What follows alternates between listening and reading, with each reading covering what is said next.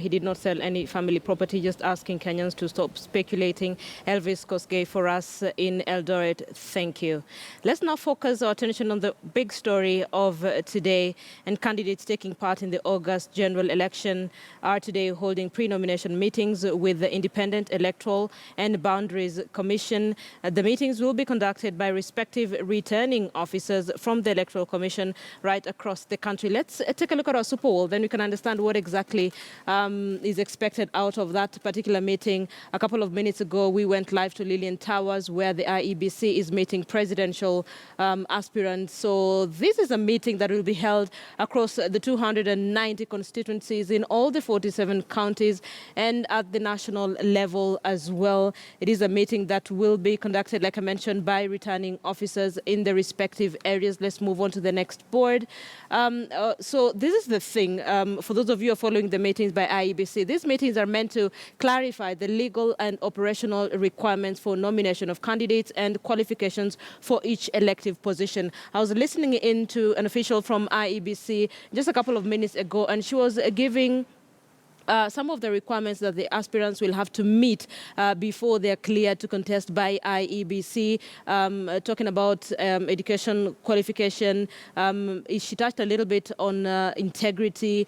And this is a conversation that we have been asking for a while, looking at Chapter 6 of the Constitution. So this is also a meeting that where IEBC is expected to share the program of activities. IEBC is also expected to listen to the expectations of candidates. And just before we moved away from Lillian Towers, Naslin Omar was actually giving her concerns on the upcoming general election and some of the requirements that have been put in place by IEBC, specifically mentioning that she's an independent candidate, and some of the requirements that are being, some of the requirements that IEBC expects of them may actually not be achievable. And then this is also a meeting that is supposed to look at the role of candidates in ensuring peaceful elections. Very key, extremely important, especially looking at the history of Kenyan election. So this is what we expect from that meeting that IEBC will be having, A, with presidential candidates today at Lillian Towers, and B,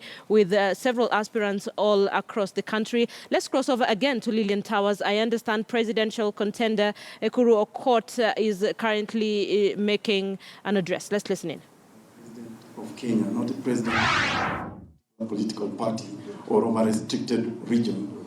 And therefore, the 24,000 signatures for a political party and the 48 for a presidential candidate calls for a purposive interpretation of the Constitution. Chair, and you know you're my senior in this field. So we'll expect that actually you will apply yourself purposely in interpreting that section of the Constitution so that you do not elevate a statutory provision, which I think you heavily cited, above a constitutional provision, as you know. So my advice to the commission is that I think focus on whether a candidate has presented 48,000 registered voters, not 48,000 voters of registered members of that political party, because then you are dividing the importance of a presidency in a country. Because I would like to appeal to the 19 million Kenyans to accept the policies of Third Way Alliance. And maybe they will agree with me with the kind of plan that I have for the country. So that it's not just about Third Way Alliance members that I'm appealing to. So that's really my position, Chair. And related to that, I think you will run the risk of technically, or being seen to be technically knocking out individuals from this race. Again, I think you need to come out clean, Chair, whether you are trying to apply technicalities in disqualifying people. But I'm not saying that we compromise your operational standards. I also do not want us to bog you down because of our own inefficiencies as candidates of political parties. And I say this, Chairman, because, just to give an example, one of our aspirants found herself from being a woman representative applicant, candidate in Wajir, Garissa County, as a candidate in Trans Nzoia.